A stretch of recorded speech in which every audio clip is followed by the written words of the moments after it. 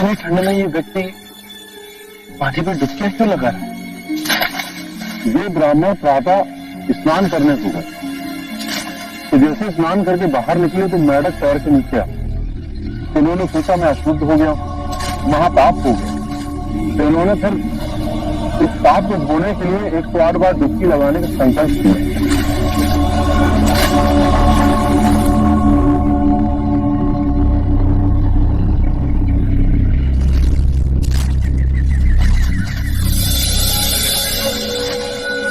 सुनिए, आप ठंड से कांप रहे हैं। यदि ऐसा करेंगे तो बीमार पड़ जाएंगे। महात्मा, जाने में मुझसे पाप हो गया। ये नदी गंगा नदी की उपनदी है। इसमें नहाने के बाद मेरे पाप धुल जाएंगे। इस नदी में डुबकी लगाने से यदि आपके पाप धुल जाएंगे, तो इस नदी में रहने वाले मेंढक के ऊपर पांव आने पर आप अपवित्र कैसे हो गए? यदि आपको ऐसा लगता है कि नदी में डुबकी लगाने से आपके पापों का नाश होगा, तो इस नदी में रहने वाली मछलियां, कछुए, सर्प, मेंढक, इन सबको अब तक मुक्ति मिल गई होती।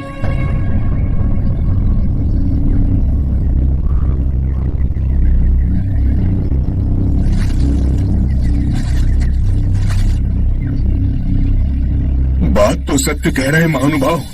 नदी में डुबकी लगाने से पापों का नाश नहीं होता। अपने पापों का नाश करने के लिए विवेक जगाना आवश्यक है। इतनी साधारण बात को समझाने वाला कोई असाधारण ही हो सकता है। महात्मन, कब से बनाए हुए रास्ते पर अंधे पशु की तरह चल रहे थे। आपने हमारी आंखें खोल दी। हर वो बात जो लिखी गई, जो हमें सिखाई जाती है, जो असंख्य वर्षों से दोहराई जा रही है, उस पे संदेह करना। अपो दीपो भव, अपना दीपक स्वयं बनो।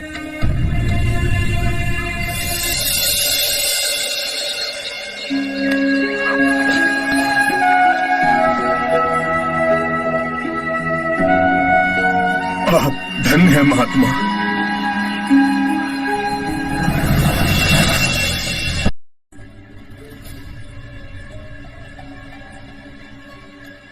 आप लोग पुण्य लोग हो, आप लोगों को ठगा जा रहा है।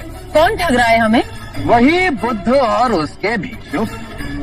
हमने सोचा क्यों ना आज उनकी परीक्षा ली जाए। प्रतिदिन निःशुल्क ही भिक्षा ले जाते हैं। पर वो तो महात्मा लोग हैं। कहाँ का महात्मा? आज देखते हैं उनमें आध्यात्मिक शक्ति है या नहीं।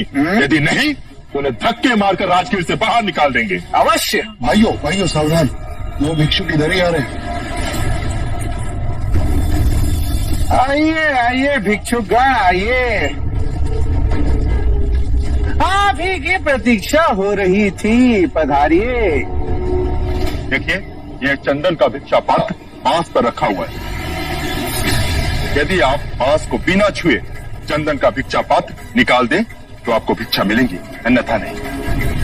हमें क्षमा कीजिए।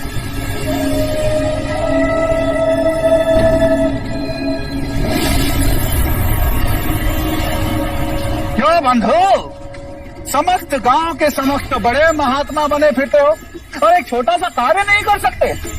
कैसे करेंगे? ये धूर्त है, घमंडी है, पाखंडी है ये लोग।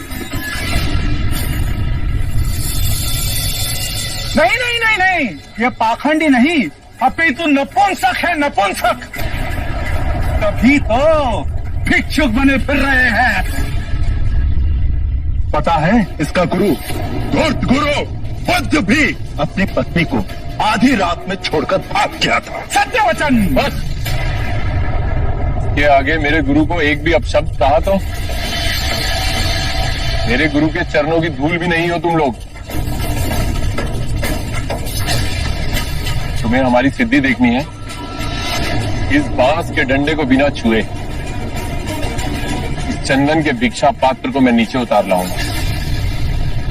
साक्य मुनि सिद्धि के प्रदर्शन को अटकाने का साधन मानते हैं, परंतु इनके लांछन का प्रति उत्तर देना ही होगा।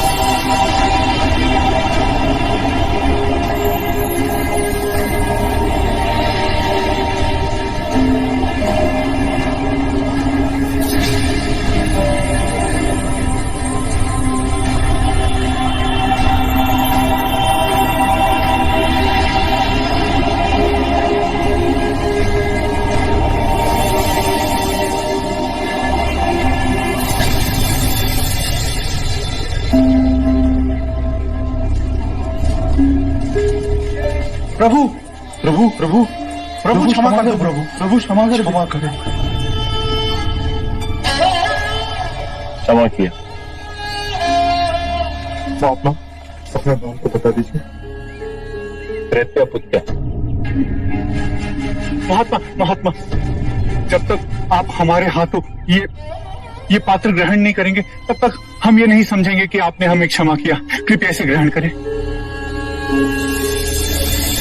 त्रैत्य पुत्र के, त्रैत्य पुत्र के, त्रैत्य पुत्र के, त्रैत्य पुत्र के, त्रैत्य पुत्र के,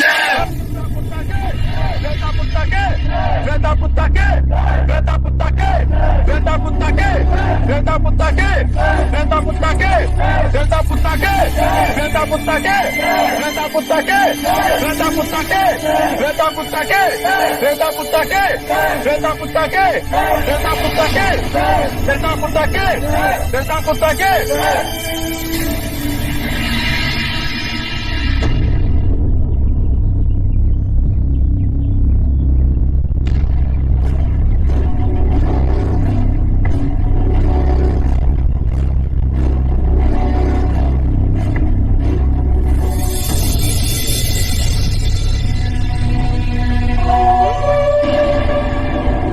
अब ये लोग धर्म को नहीं, व्यक्ति को पूजेंगे। धर्म का विनाश होगा और चमत्कारी पूजे जाएंगे। इसके बाद संघ के किसी भी भिक्षु ने अपनी सिद्धि का प्रदर्शन किया तो वो मेरा सहयात्री नहीं होगा। मैं समाधान मांगता हूँ। इन्होंने हमें अब जब कहे पूरा कहा, मैं चुप रहा, पर आप पर लांछन लगाए तो मैं सह नहीं सका।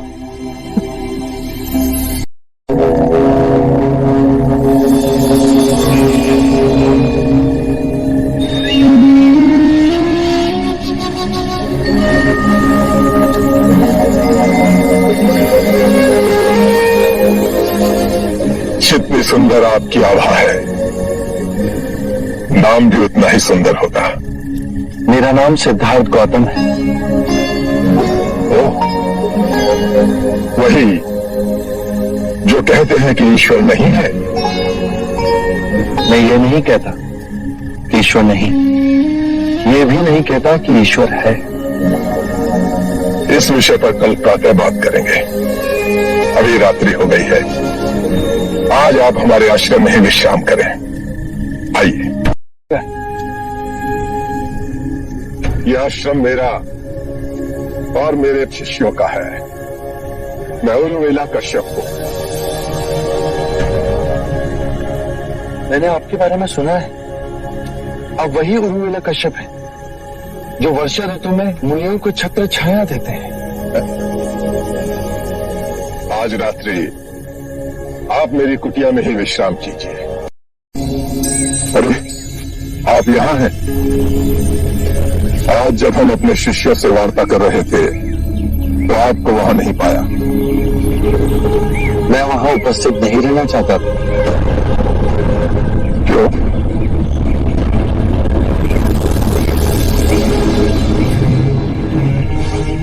आप अपने शिष्यों को संबोधित कर रहे थे।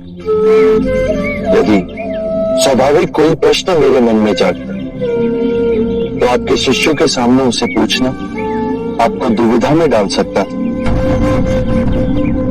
परंतु यहाँ तो एकांत है। अब हम वार्ता कर सकते हैं।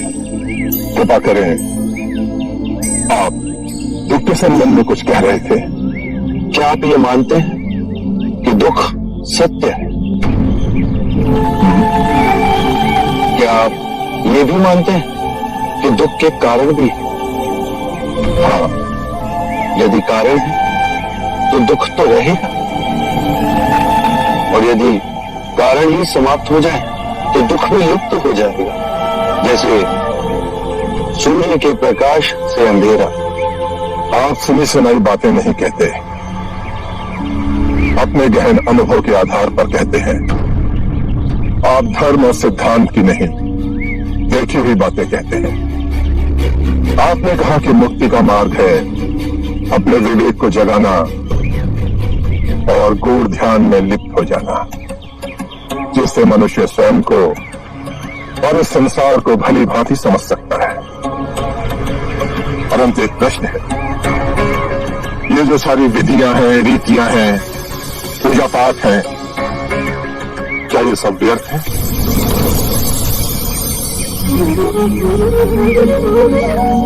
यदि कोई व्यक्ति इस नदी के दूसरे किनारे पर जाना चाहे तो वो क्या करे? यदि जल गहरा नहीं है तो वो चलकर जा सकता है, और यदि जल गहरा है तो वो नाव की सहायता से जा सकता है या स्वयं तैरकर जा सकता है। यदि वो चलना ना चाहे और ना ही तैरने को तैयार हो और ना ही नाव ले जाने को तैयार हो, और वो कहे कि मैं प्रार्थना करता हूं इस नदी का दूसरा किनारा स्वयं चलकर मेरे पास आ जाए, तब तो ऐसे व्यक्ति को मूर्ख कहेंगे, महामूर्ख।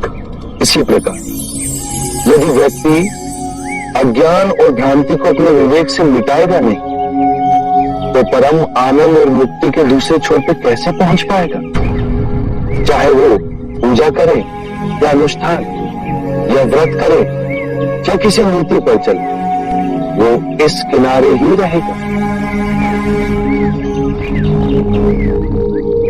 हमने सारे शास्त्रों को पढ़ा, उन पर व्याख्या की, परंतु जीवन के इतने जटिल सत्य को इतनी सरलता से किसी ने नहीं समझाया, किसी ने नहीं समझाया।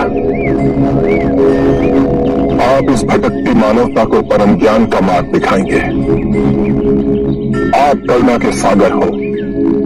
हे बुद्ध, आप हमें अपना अनुयायी स्वीकार करें।